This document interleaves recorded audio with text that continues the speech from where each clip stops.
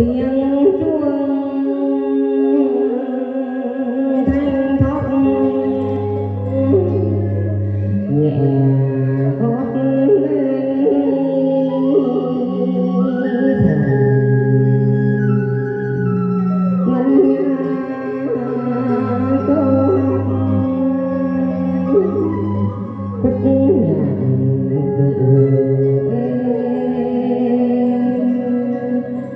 tiếng chuông gọi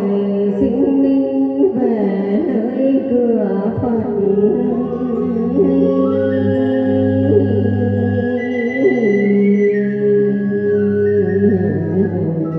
Chốn như không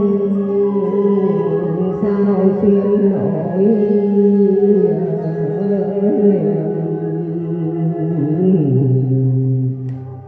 con đứng bên thuyền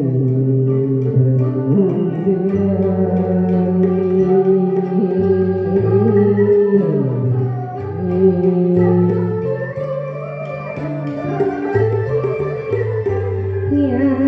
tiếng chuông lầm hồi hồi súng động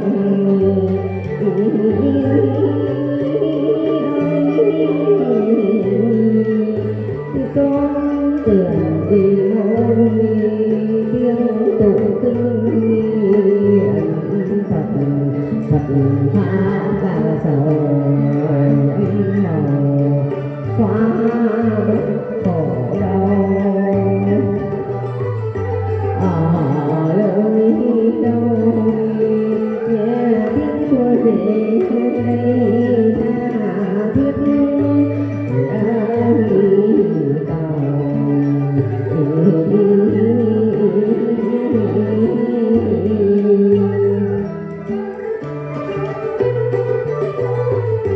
mỗi tiếng chuông nhắc lòng con tĩnh tâm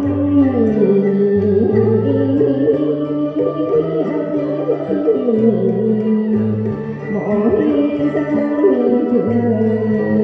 dẫu đâu còn đừng đưa con đường đời thật dậy bắt ai đi kính thề lần con chắp tay con dám hối đừng đổi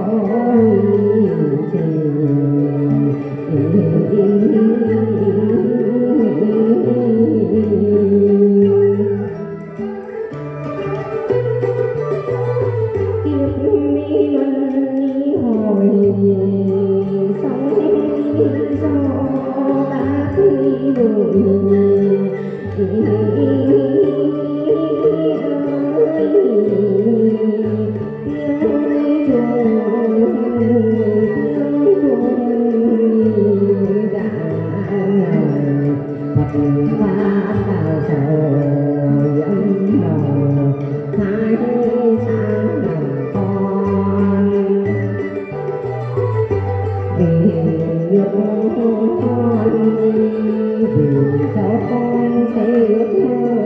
trao gửi cho đi ở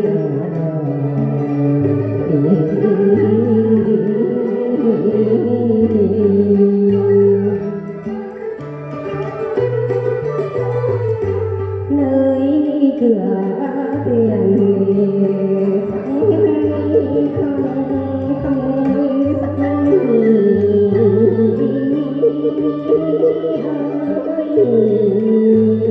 nhắc lòng con niệm A-di lấy được bảo sen hồng thương sắc con ngàn lời ca